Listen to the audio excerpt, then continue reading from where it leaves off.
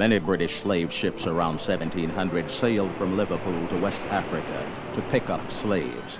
They gathered most of their black cargo from Senegal, on the western bulge of Africa, and south along the coast to the Congo. One complete slaving expedition was a triangular voyage. Usually, the slaving ships went from Europe to Africa, then from Africa to the West Indies. This leg was called the Middle Passage, and finally from the West Indies back home to Europe. The whole trip lasted about a year, unless something happened to delay it. Sometimes bad weather threw the ships off course, or even wrecked them. The ships might have to wait in African ports for months, while slaves were brought in from farther inland. Slave mutinies delayed ships for weeks. The 35-man crew aboard the ship usually had its hands full, especially on the Middle Passage.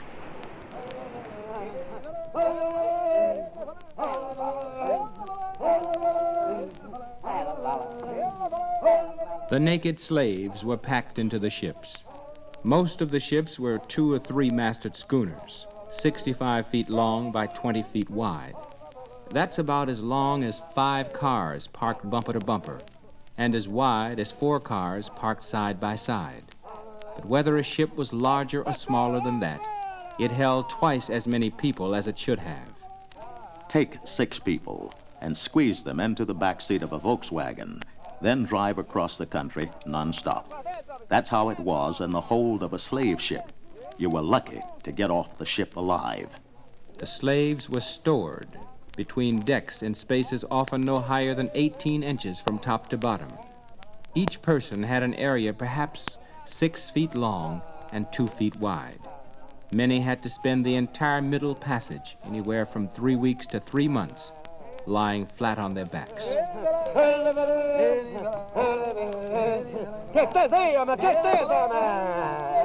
Many slaves became sick on board and refused to eat. Because dead Africans were worthless at the marketplace, the ship captains tried hard to keep their cargo alive. When slaves didn't eat, some captains used violence to force them.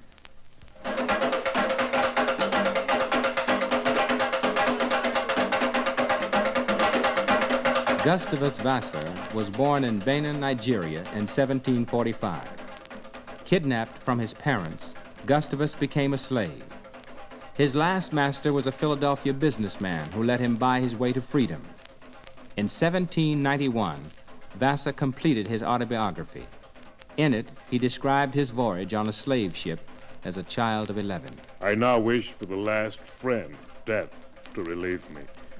But soon, to my grief, 2 of the white men offered me eatables, and on my refusing to eat, one of them held me fast by the hands and laid me across, I think, the windlass and tied my feet, while the other flogged me severely. The Africans were terrified by the cruelty of the whites. Crew members were not only brutal to the blacks, but to each other. Ship captains were often tyrants who punished their crews for the smallest offense. I'd never seen among any people such instances of brutal cruelty. And this not only shown towards us blacks, but also to some of the whites themselves. Particular I saw, when we were permitted to be on deck, flogged so unmercifully with a large rope near the foremast that he died in consequence of it. And they tossed him over the side as they would have done a brute. Our wretched situation was again aggravated by our chains, now become insupportable, and the filth of the necessary tubs, into which the children often fell and were almost suffocated. The shrieks of the women and the groans of the dying rendered the whole scene of horror almost inconceivable. From all the records available, captains' logs, diaries, and the comments of observers, it is clear that the Africans did not tamely submit to being carried across the Atlantic. Between 1699 and 1845, nearly 200 mutinies occurred.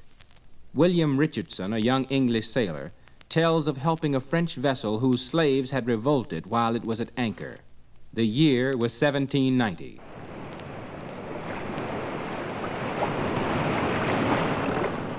We English seamen jumped into our boats and pulled hard for the French vessel, But by the time we reached it, there were 100 slaves in possession of the deck and others tumbling up from below. Finally, we had broken through the nets. The slaves were putting up a desperate resistance. I could not but admire the courage of a fine young black, who, though his partner in irons lay dead at his feet, would not surrender, but fought with his billet of wood until a ball finished his existence. The others fought as well as they could, but what could they do against firearms? Even when the slaves did succeed in overpowering the crew and escaping to shore, their freedom was short-lived. Once on land, they were quickly rounded up and resold to other captains. William Snellgrave, an 18th century slaver, told of putting down a mutiny. After we had secured those people, I asked what had induced them to mutiny. Then I observed to them that if they should gain their point and escape to the shore, it would be of no advantage to them because their countrymen would catch them and sell them to other ships. This served my purpose, and they seemed to be convinced of their fault.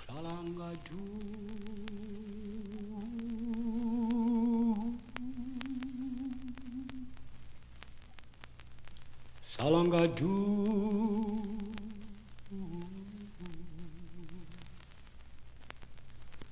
Salangadu,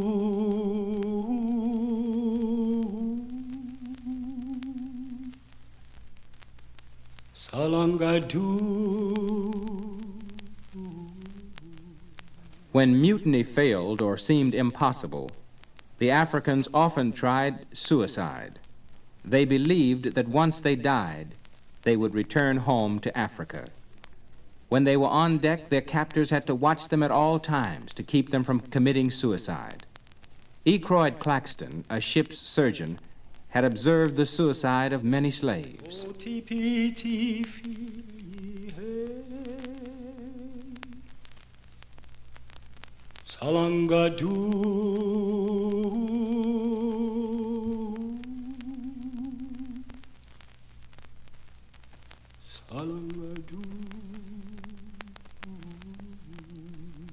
Some of the slaves wished to die on an idea that they should then get back to their own country. The captain, in order to obviate this idea, thought of an expedient: to cut off the heads of those who died, intimating to them that if determined to go, they must return without heads. The slaves were accordingly brought up to witness the operation. One of them, by a violent exertion, got loose, and flying to the place where the nettings had been unloosed, he darted overboard. The saddest suicide of all was fixed melancholy, as the sailors called it. For slaves heading to an unknown place, the will to live was weak. In fixed melancholy, this will vanished completely. With broken spirits, dozens of slaves crouched down in the holds or on deck and slowly died away. They didn't eat or speak or move. They simply let their lives drain slowly out of them. The process was irreversible. Once a slave fell into that state, he nearly always died. Suicide enraged the slaving captains. Dead slaves were worth nothing to them, and to their dismay, about 1 out of every 3 slaves died before reaching the West Indies. If a ship was carrying 400 slaves, about 130 of them were reasonably sure to die. That was the average. Some ships arrived in the West Indies with only a dozen slaves out of a cargo of several hundred. Not all the slaves who died aboard ship were suicide cases. Here, for example, is what happened to Captain Luke Collingwood, skipper of the Zong, sailing out of Liverpool in 1781.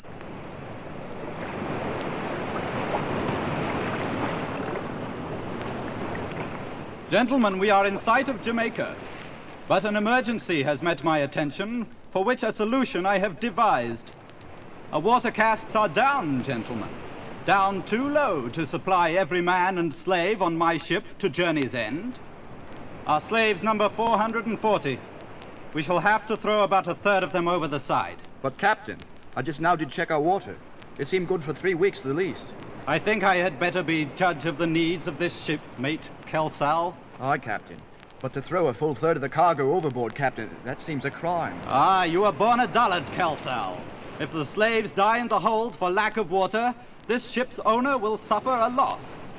But if we jettison part of this cargo, The insurance will take up the loss, and he will perhaps pocket a good share more than he could hope to obtain by the sale of these miserable, sickly wretches. Mate Kelsall insisted that there was no lack of water to justify the act, but the captain outtalked him. A later legal document described his course of action. The said Luke Collingwood picked, or caused to be picked out from the cargo of the same ship, 133 slaves, all or most of whom were sick or weak, and not likely to live, and ordered the crew by turns to throw them into the sea, which most inhuman order was cruelly complied with. When Luke returned to Liverpool, the ship's owner claimed 30 pounds sterling insurance money for each slave tossed overboard. He told the whole story of Luke Collingwood's actions, citing other cases of captains throwing some slaves overboard to preserve the rest. But the insurance underwriters refused to pay, and the case went to court. The judge sided with the insurance company. The ship's owner received nothing. For the first time, a British court ruled that a cargo of slaves could not be treated simply as ordinary merchandise. The routine aboard ship was pretty much the same from day to day, from ship to ship, and from century to century. If there was room on deck, the slaves were brought up from their compartments at about 8 in the morning. The men would normally be in leg irons. Women and children were allowed to wander about the ship.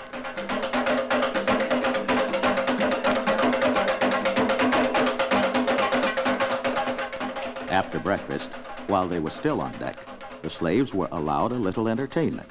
A ritual called dancing the slaves was performed every day, weather permitting.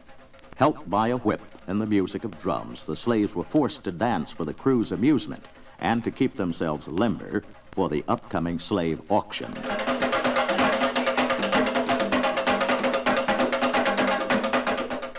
At 3 or 4 in the afternoon, the slaves had to eat their second and final meal of the day. It was either a repeat of the first or maybe a special treat: boiled horse beans covered with a sauce made from palm oil, flour, water, and red pepper. It was called slabber sauce. The last 2 days of the journey were as pleasant as they could be on a slave ship. Extra provisions, if there were any, might be handed out to everyone. There might even be a costume party, the women dressed up in the discarded clothes of the sailors. The slaves knew that they weren't coming home, but for them the horrors of the Middle Passage were over. The crews rejoiced too. The Middle Passage could be as rough on them as on the slaves. They had been flogged by captains and made to handle hundreds of slaves, feeding them, guarding them, cleaning their quarters. The work on a slave ship was hard and dirty. When the ship reached port, the slaves had to be sold. First, the sick ones were brought off the boat and sold at an auction. When it was convenient, whole shiploads of slaves were sold to single planters or groups of planters. Sometimes the ship's captain might turn over his cargo to a middleman who would sell the slaves and keep 15% of the selling price. A few captains sold the slaves themselves. In the 1700s, the selling price for a slave in the West Indies averaged 40 British pounds. In those days, a man could live in England on 10 pounds a year and live very comfortably on 30 pounds a year. Slaves were an expensive investment for the planters, and they were anxious to buy only the strongest.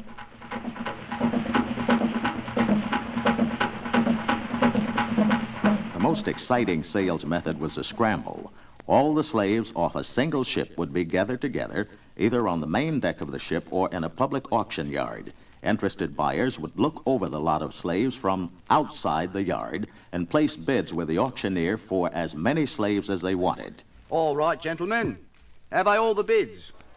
Have you all looked well over the bunch? A hardy lot, if I say so myself.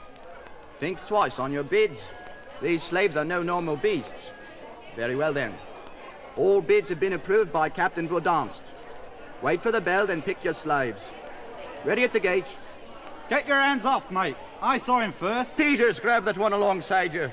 Put the rope around him and follow me over here. I see another one. Hurry! The seamen returned home with goods and money from the West, ready to start the trip all over again. The slaves were in their new homes and destined to remain there until death brought them back to their real homes. It seemed like a good idea at the time, putting the African to work carving out profitable overseas empires for Europe. The trade lasted almost 4 centuries. Between 15 and 50 million Africans were forced into slavery in the West. Some say the number was even higher.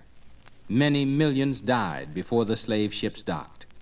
Slaving destroyed West African societies. It brought so much wealth to Europe that it helped finance the Industrial Revolution, and it turned the wilderness of the Western Hemisphere into rich, productive land. As long as Europe had to rely on the agricultural products of sugar, cotton, and tobacco, slave trading was a profitable business. But when factory goods became more important than sugarcane, free labor replaced slave labor. Dollars, more than social concern, made the slave traffic dwindle and finally end.